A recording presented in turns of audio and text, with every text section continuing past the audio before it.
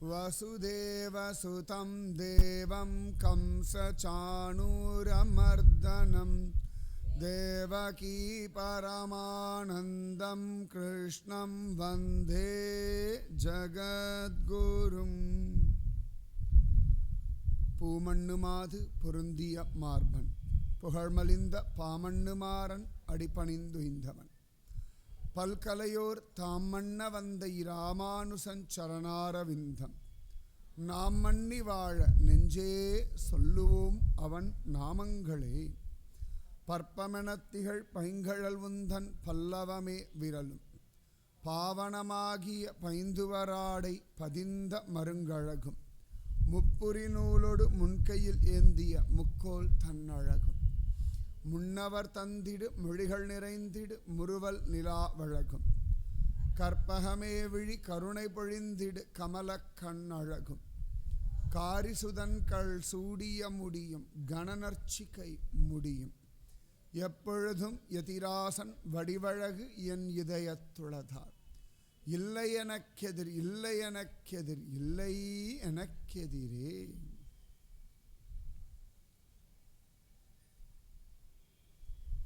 पुंडलीक सारी का भक्त नाही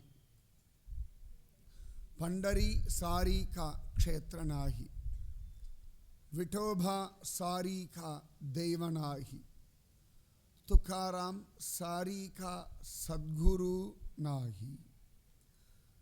पुंडलीक वरदा हरि विठला राम कृष्ण हरि वासुदेव हरि पांडुरंग पांडुरंग पांडुरंग पाहि मां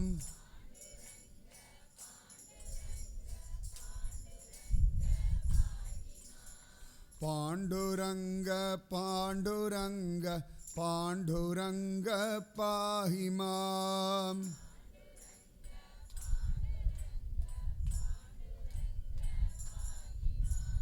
पंढरीनाथा पंढरीनाथा पंढरीनाथा रक्ष मां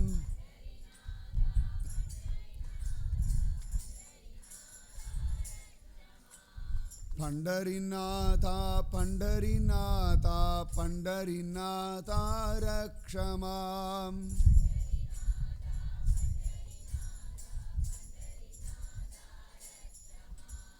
पांडुरंग पांडुरंग पांडुरंग पाहि मां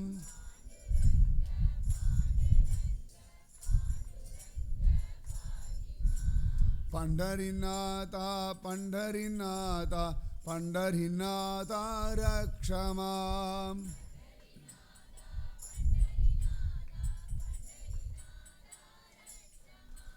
पंढरीनाथा पंढरीनाथा पंढरीनाथा रक्ष मां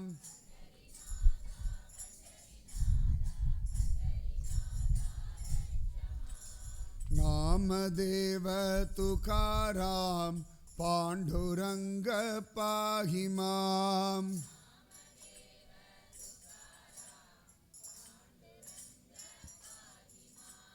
नामदेव तुकाराम पांडुरंग पाहि मां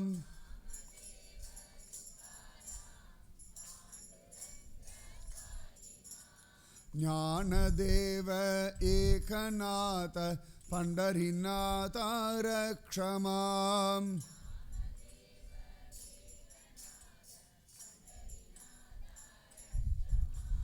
ज्ञानदेव एकनाथ पंढरीनाथ रक्ष मां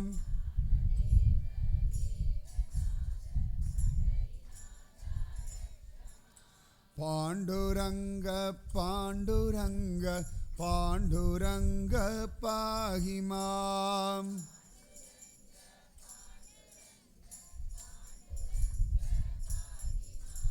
पंढरीनाथा पंढरीनाथा पंढरीनाथा रक्ष मां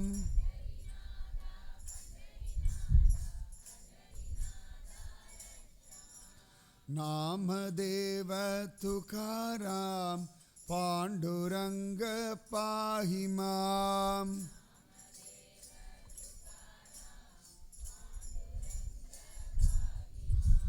नामदेव तुकाराम पांडुरंग पाहि माम.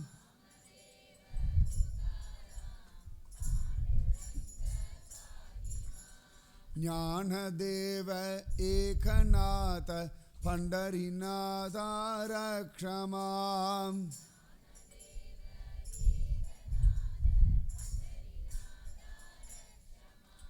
ज्ञानदेव एकनाथ पंढरीनाथ रक्ष माम.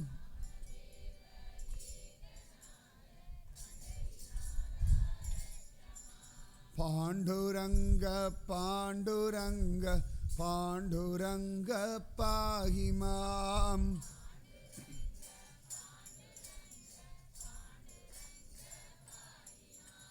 पंढरीनाथ पंढरीनाथ पंढरीनाथ रक्ष माम.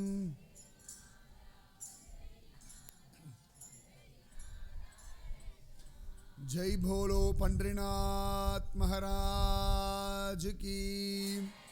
जय भोलो श्री क्षेत्र पंढरी की. जय भोलो चंद्रभागा माता की. जय भोलो वारकरी सत्संप्रदाय की. जय भोलो नामदेव महाराज की. जय भोलो ज्ञानदेव महाराज की. जय भोलो तुकाराम महाराज की. जय भोलो भानुदेव महाराज की. जय भोलो संत एकनाथ महाराज की. पुंडलीक वरदा. பாண்டுரங்கன் கீர்த்தனத்தில் அப்படி மயங்கரானாம் பாண்டுரங்கன். வார்க்கரி சம்பிரதாயத்தில் ரொம்ப முக்கியம் கீர்த்தனை. ஏன்னா வாயினால் பாடி அப்படின்னு ஆண்டாள் சொல்லியிருக்கார். பஜகோவிந்தம் அப்படின்னு ஆதிசங்கர பகவத் பாதர் சொல்லியிருக்கார். நாம சங்கீர்த்தனம் அப்படின்னு அவ்வளோ அழகா புரந்தரதாசர் சொல்லியிருக்கார். இப்போ இவ்வளோ நேரம் நாம் பாடினோம், ஒன்றும் பெரிய கஷ்டப்பட்டு ஒன்றும் பாடலையே. பெருசாக நமக்கு ஒன்றும் ராகம் தாளம் பல்லவி ஒன்றும் தெரியாது, ஸ்ருதி கூட தெரியாது நமக்கு.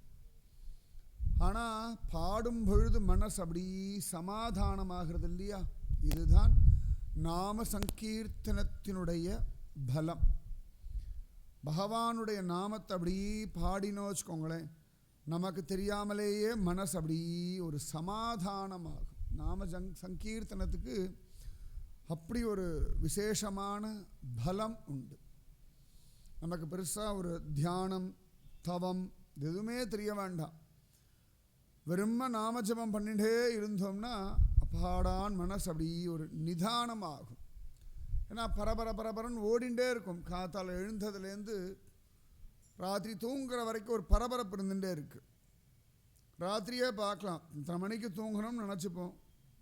சமயத்தில் பேசிகிட்டு இருப்போம், வேலை பண்ணிகிட்டு இருப்போம், கவனத்தில் ஏதோ வேலையில் இருப்போம்.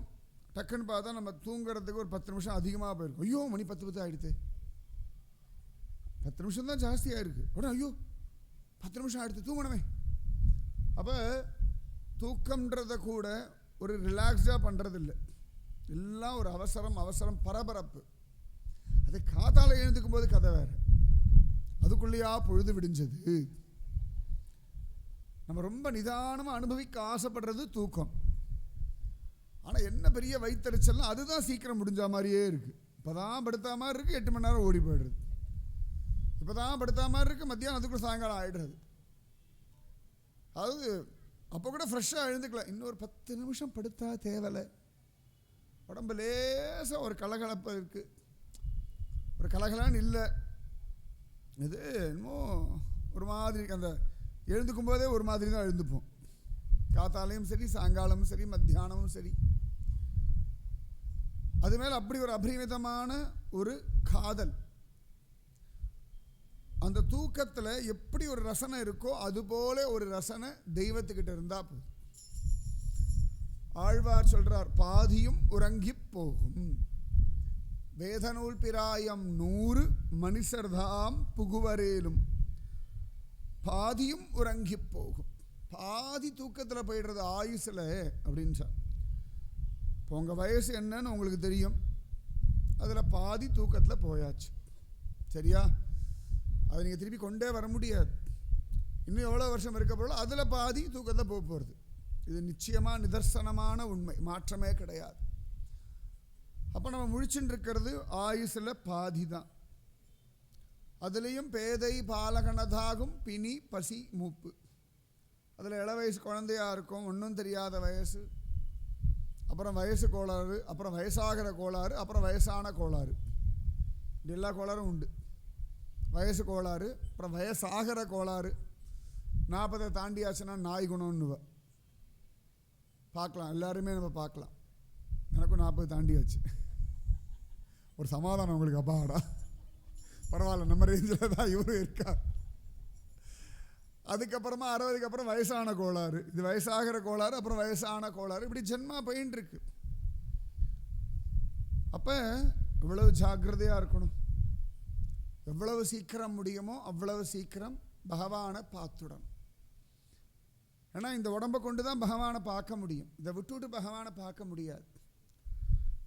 சரி, திரும்பி திரும்பி மனுஷாலே பிறக்க போகிறோம் அப்படின்னா ரைட் அப்படின்னா அந்த கேரண்டியும் கிடையாது. மனிதனாகத்தான் திரும்ப பிறப்போம்னு கேரண்டி கிடையாது.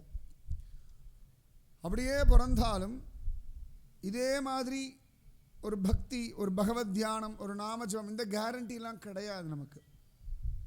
அதனால் காற்றுள்ள போதே தூற்றிக்கொள்னு சொல்கிற மாதிரி இப்போ சரீரம் கிடச்சிருக்கு, இப்போ ஒரு தெய்வ சிந்தனை இருக்குது, இப்போ நாமஜபம் சொல்கிறதுக்கு வாய் வர்றது, கோவில்கள் போகிறதுக்கு நேரம் இருக்குது, சந்தர்ப்பம் இருக்குது.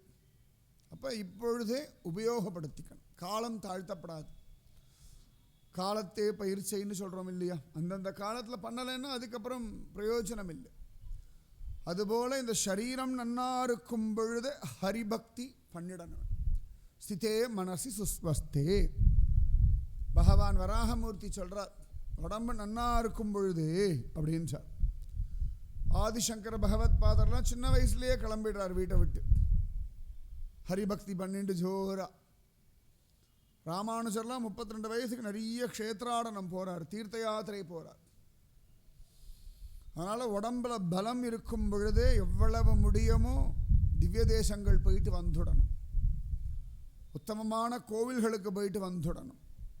எவ்வளவு முடியுமோ சத்சங்கம் நாம ஜபமெல்லாம் அனுபவித்து வச்சிடணும்.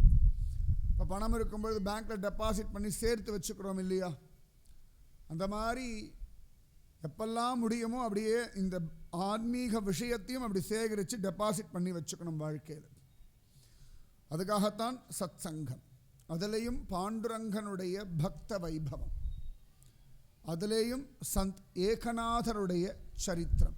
ரொம்ப விசேஷமான ஒருத்தர். அவருடைய மூதாதையர் பானுதாசர், அவரோட அப்பாவோட அப்பா கொள்ளு தாத்தா பானுதாசர். இந்த பானுதாசர் பாண்டரங்கன் மேலே அப்படி பக்தி உடையவர். அந்த பக்தியில் விஜயநகரத்துக்கு போன பாண்டரங்கனை திரும்ப கூட்டுண்டு வந்துடுறார். தன்னுடைய ஜோல்னா பையில் பாண்டரங்கனை போட்டு அழிச்சுட்டு வர.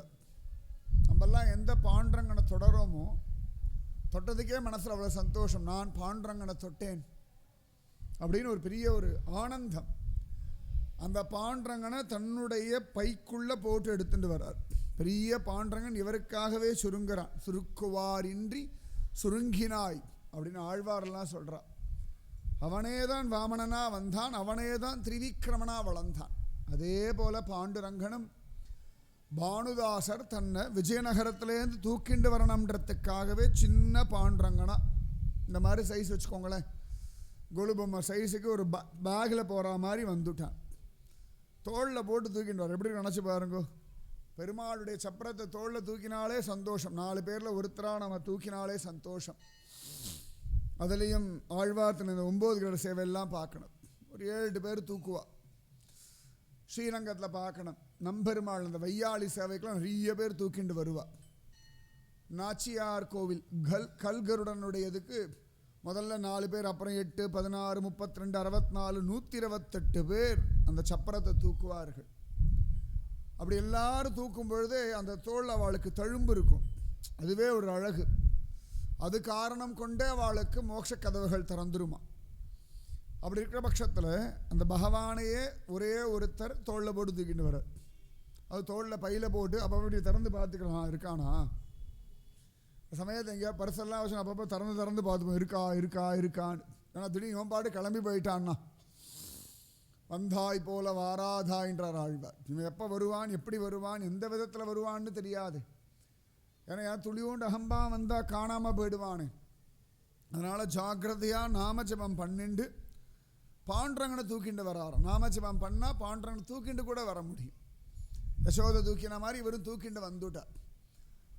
அவருடைய பக்திக்கு வசப்பட்டு தான் பகவான் அவ்வளவு அழகா அவள் வம்சத்திற்கு எல்லாருக்கும் நல்ல ஹரிபக்தியை கொடுத்துட்டான்.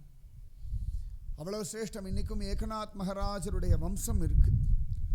பானுதாசருடைய பிள்ளை சக்கரபாணி அப்படின்னு அவருக்கு பெயர். அவருடைய பிள்ளை சூரிய நாராயணன் அப்படின்னு பெயர். அவருக்கு பிறந்த பிள்ளை தான் ஏகநாத்.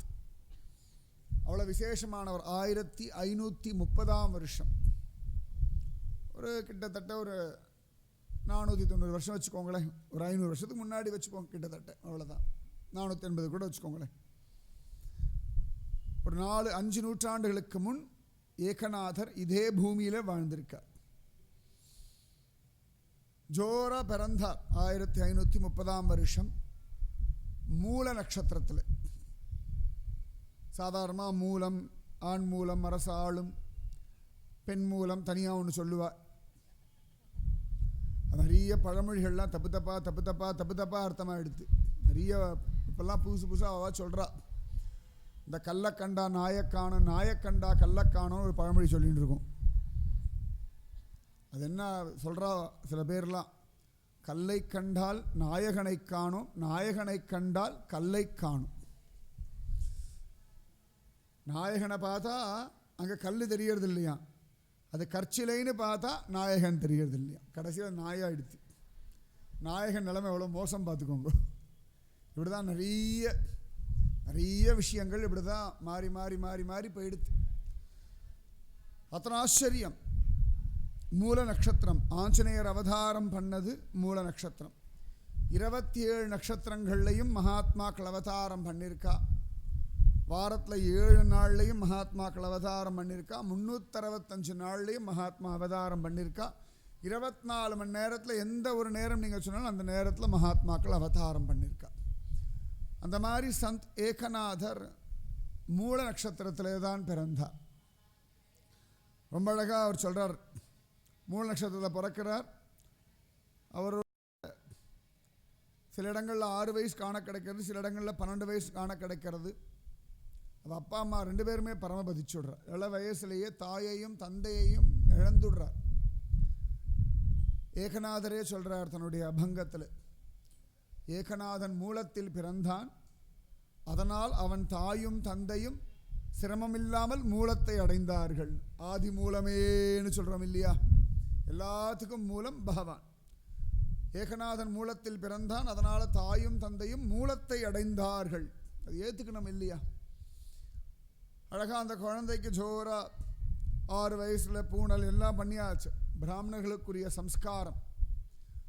அழகாக ரிக்வேதி, ரிக் யஜுர் சாம அதர்வனம் 4 வேதத்தில் ரிக்வேதம் சொல்லக்கூடிய வம்சத்தில் வந்தவர் சந்த் ஏகநாதர். அழகாக குழந்தைக்கு பூணெல்லாம் போட்டு வச்சாச்சு. அப்பா அம்மாலாம் பரமபதிச்சுட்டா. தாத்தா பாட்டி குழந்தைய வளர்த்துட்டு வரா, சக்கரபாணியும் அவருடைய மனைவியும்.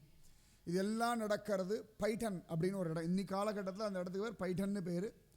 அந்த காலத்தில் பிரதிஷ்டானபுரம் அப்படின்னு பேர்.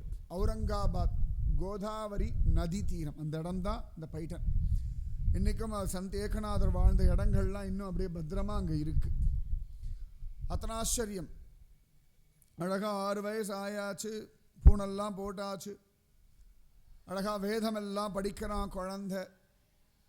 தாத்தாக்கும் பாட்டிக்கும் இவன் ஒருத்தன் தான் கதி, இவனுக்காகத்தான் வாழ்ந்துட்டு இருக்கான், நம்மளும் போயிட்டோம்னா அந்த குழந்தைய யார் காப்பாற்றுவா அப்படின்னு அவளுக்கு ஒரு இது. ரொம்ப சமத்தாக இருக்கான் குழந்தை.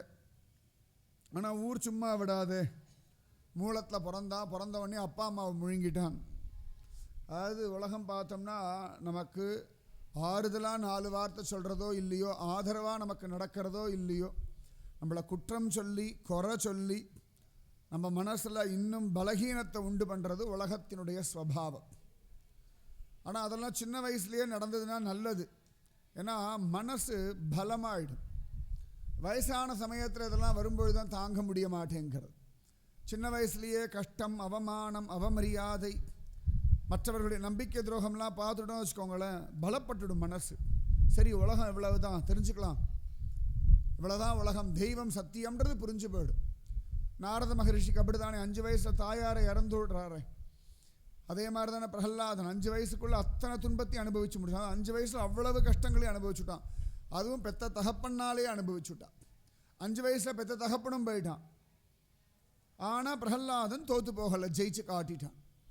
அதனால் என்ன கஷ்டம் வந்தாலும் ஏற்றுக்கோங்க. முதல்ல கஷ்டம் வந்துடுத்தேன்னு கலங்கினா பிரயோஜனம் இல்லை.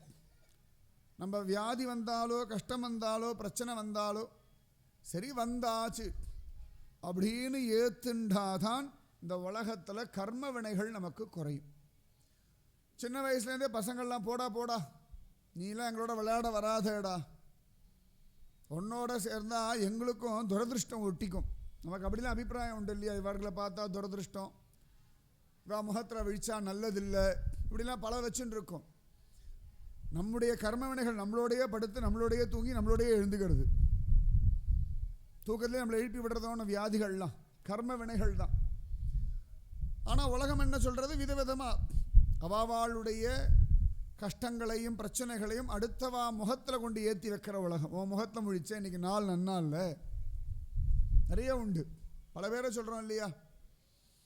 ஒரு ராணியுடைய வேலைக்காரி இருந்தால் ஒரு நாள் அழகாக அவள் ராணிக்கு படுக்கையெல்லாம் விரிச்சா, சுகமாக இருக்கேன்னு சும்மா படுத்து பார்த்தா தூங்கிட்டா. ராணி வந்தால் எழுந்து அறன்னு அரைஞ்சா. அவளை அரைஞ்சோடனே அவள் சிரிச்சா. ராணி கேட்டா, எதுக்கு சிரிக்கிறேன்? நான் இல்லை, கொஞ்ச நேரம் தூங்கினதுக்கு எத்தனை அடி வாங்குறேன் உன் படுக்கையில், நீங்கள் டெய்லி படுத்துட்டுருக்க எத்தனை அடி வாங்குவேன்னு நினச்சேன், சிரிப்பு வந்ததுன்னுட்டா. அப்படி யோசிச்சுட்டா. அவள் ஒரு 10 நிமிஷம் நான் படுத்தேன், அதுக்கே இத்தனை அடி விழருது, நீங்கள் டெய்லி நினச்ச போதெல்லாம் அதில் படுத்துட்டுருக்கள், பாவம் எங்கெல்லாம் எவ்வளோ அடி வாங்க போகிறாள் தெரியல. அன்றைக்கி ராணிக்கு அந்த படுக்கையில் படுக்கிற ஆசையை விட்டு போயிடுதான். இந்த ஒரு வார்த்தையில் சத்தியம். நம்ம நினச்சிருக்கோம், நம்ம நினைக்கிறது ஒன்று, வாழ்க்கை நடத்துறது ஒன்று. தெய்வ சிந்தனை இருக்க வாழ்க்கை அது தோணாது. ஆனால் அந்த குழந்தைகள், ஏன்னா பெரியவா பண்ணுறதானே குழந்தைகள் பண்ணும். அவங்க கூட சேராதரா, அவங்க கூட பழகாதரா, இப்படிலாம் நம்ம தானே சொல்லித்தரோம் நிறைய விஷயங்கள். குழந்தைகள் வரும்பொழுது ரொம்ப சுத்தமாக தான் வரா. அதை கொஞ்சம் கொஞ்சமாக கெடுக்கிறது நாம தான். நிறைய அப்பா அம்மாக்கள்லாம் என்கிட்ட வந்து கம்ப்ளைண்ட் பண்ணுவோம், எப்போ பார்த்தாலும் மொபைல் ஃபோன் வச்சுட்டு இருக்கான், எப்போ பார்த்தாலும் டிவி பார்த்துட்டு இருக்கான். முதல்ல அதுக்கு யார் சொல்லி கொடுத்தோம்? நம்ம சொல்லி கொடுக்காம வரப்போகிறதா? யோசனை பண்ணி பாருங்க. நம்ம சொல்லி கொடுக்காம நிச்சயமாக ஒரு குழந்தைக்கு எதுவும் வரப்போகிறதில்ல. மொழி முதற்கொண்டு எல்லாமே நம்ம சொல்லி கொடுக்கறதானே. அதுங்களாம் ஒன்றும் கற்றுக்கிறது இல்லை இல்லையா? பெரியவர்களை பார்த்தானே கற்றுக்கிறது. அந்த பைட்டனில் இருக்க குழந்தைகளும் இவரை ஒதுக்கி தள்ளுறது. இதெல்லாம் என்ன ஆகிடுதுன்னா, என்ன வைராக்கியம் வந்துடுத்து. எனக்கு ஒரே கதி விட்டலன், அது வரணும் இல்லையா? அது வந்து கொடுத்தனா போதுமே. எல்லாரும் இருக்கான்னு நினச்சி ஏமாந்து அப்புறம் அழுது புழுங்கி இப்படி ஆயிடுதேன்னு கலங்கிறத விட எனக்கு யாரும் இல்லை, விட்டலன் தான் கதின்ற அந்த புத்தி. பகவானு கீதையில் தானே சொல்லலாம், எல்லா தர்மத்தையும் விட்டுடு, மாம் ஏகம் சரணம் விரஜ, என் ஒருவனை மட்டுமே சரணடை. ஏன்னா அழியாத ஒருத்தன், மாறாத ஒருத்தன், குறை ஒன்றும் இல்லாதவன் பகவான். அப்போ பகவானிடத்தில் நம்மளை ஒப்படைக்கிறது தான் உத்தமம். மகாத்மா பானுதாசர் வம்சம், அதனால் எல்லாரும் இந்த குழந்தைய ஒரு மாதிரி தான் நடத்துகிறா. தாத்தா பாட்டி ரொம்ப வருத்தப்படுறா. தாய் தகப்பன் இல்லாத குழந்தை எல்லாரும் ஆதரவாக இருக்க வேண்டாமா? அக்கம் பக்கத்து வீட்டுக்காரர்களே இப்படி பண்ணால் என்ன அப்படின்றா. யாரும் ஒன்றும் பதில் சொல்ல மாட்டேங்கிறா. ஆனால் ஏகநாதருக்கு இதெல்லாம் பழகிடுத்து. குழந்தைகளோட விளையாடுறதை விட்டுவிட்டார். எப்போ பார்த்தாலும் உட்காந்துட்டு விட்டல் பஜனை பண்ண ஆரம்பிச்சுட்டார். அவ்வளோதானே. பெரியவா தான் புலம்புறோம், அழறோம். இது இல்லைன்னா அது இருக்குன்னு போயிட்டே இருக்க வேண்டியது. எது இருந்தாலும் இல்லைனாலும் அதுக்கு ஆல்டர்னேட்டாக பகவான் இருக்கான், பகவான் நாம ஜபம் இருக்கு. பயப்படவே வேண்டாம், கவலையே பட வேண்டாம். அத்தனை ஆச்சரியமாக அந்த குழந்தை சின்ன வயசுலேயே நாம ஜபம் எல்லாம் பண்ணுறது. அவள் ஊரில் நிறைய பிரவச்சனம் எல்லாம் நடக்கிறது, உபன்யாசம், பக்த வைபவம் எல்லாம் சொல்கிறா. உட்காந்து அழகாக கேட்டுக்கிறார். எப்பொழுது நாம ஜபம், சத் சங்கம், இப்படியே வாழ்க்கை. அழகாக வேதம் சொல்லி கொடுக்குறா, கற்றுக்கிறது. 8-10 வயசு ஆயாச்சு. யாராவது உபன்யாசம்லாம் பண்ண வந்தால் அவர்கிட்ட நிறைய கேள்வி கேட்குறான். பிரகலாதன் சம்பந்தமாக, துருவன் சம்பந்தமாக எல்லாம் கேட்குறான். இவன் கேட்குற கேள்விக்கு அவர்களால் பதில் சொல்ல முடியலை. எல்லாரும் அசந்து போகிறா. அந்த குழந்தையினுடைய புத்தி சாதுரியம், எப்பொழுதும் ஹரித்தியானம், விட்டல் விட்டல் விட்டல் விட்டல்னு அழகாக ஜெபிச்சுட்டே இருக்கான். அவள் ஊர்லேயே அழகாக ஒரு சிவன் கோவில் உண்டு. எப்பொழுதும் அந்த சிவன் கோவிலில் உட்காந்துட்டு பஜனை பண்ணிட்டு இருப்பான். சிவன் கோவிலில் உட்காந்து ஹரிநாம கீர்த்தனம், விட்டலனுடைய நாம ஜபம். சிவபெருமானுக்கும் ஹரிக்கும் ஒன்றும் பிரச்சனையே இல்லை. நன்னா விஷயம் தெரிஞ்ச வாளுக்கும் பிரச்சனை கிடையாது, ஒன்றுமே தெரியாத வாளுக்கும் பிரச்சனை இல்லை. அவள் வாட்டுக்கு ஏதோ ஒரு கோவில்னு போயிட்டு இருப்பாள். இந்த அறகுறையாக தெரிஞ்ச கூட்டத்துக்கு தான் எப்பொழுதுமே பிரச்சனை. அதில் வேற இது வசதியா அது வசதியான்னு கம்பேர் பண்ணி பார்க்குறவாளுக்கு தான் பிரச்சனை. ஏதோ நம்ம வழியை பார்த்து நம்ம பக்தி பண்ணிட்டு இன்றைக்கி தெய்வ அனுபவம் கிடச்சதா, இன்றைக்கி வாழ்க்கை நல்லபடியாக போச்சா, இன்றைக்கி ஆனந்தமாக நிம்மதியாக இருந்தோமா, இன்றைக்கி தெய்வ கிருபைன்னு வாழ்கிறவாளுக்கு தொந்தரவில்லை. நம்ம வாழ்க்கையை பார்த்து நம்ம போயிட்டே இருக்கலாம். முக்கியமாக இந்த சாமிக்குள்ளே சண்டைன்னு சொல்லி யாராவது கிளப்பினானா நீங்கள் கண்டுக்காமல் போயிடுங்க. அவகிட்டலாம் உட்காந்துண்டு வாதாடி பிரயோஜனமே இல்லை. அவள்லாம் வேணுட்டவே இதையே பண்ணிட்டு இருப்பா. அவள் புத்திசாலின்றால நீங்கள் புத்திசாலி இருங்கோன்னு போயிடுங்க, அவ்வளோதான். இவக்கோட உட்காந்துண்டு அரை மணி நேரம் ஆர்கியூ பண்ணி அப்புறம் நமக்கு ஒரு சந்தேகம். நமக்கே இப்போ தான் ஏதோ ஒரு முளை விட்டுருக்கு பக்தி, இவ தானே சொல்லி அது கருகி போய் திருப்பி இது முளைக்கிறதுக்கு, இந்த ஒன்று முளைக்கிறதுக்கே பல வருஷம் இந்த இடத்துல உட்காந்து உபன்யாசம் பண்ண வேண்டியிருக்கு. இதே இடத்துல உட்காந்து விதவிதமாக கதைகளை சொல்லி பெண்பிள்ளை ரகசியம் எல்லாம் சொல்லி அப்பப்போ ஒரு முளை விட்டு நம்ம திரும்பி வரும்போது பார்த்தா கொஞ்சம் சிரித்து போயிருக்கு, என்னடா சிரித்து போயிடுச்சு அப்படி திரும்பி தண்ணி விட்டுட்டு போக வேண்டியிருக்கு.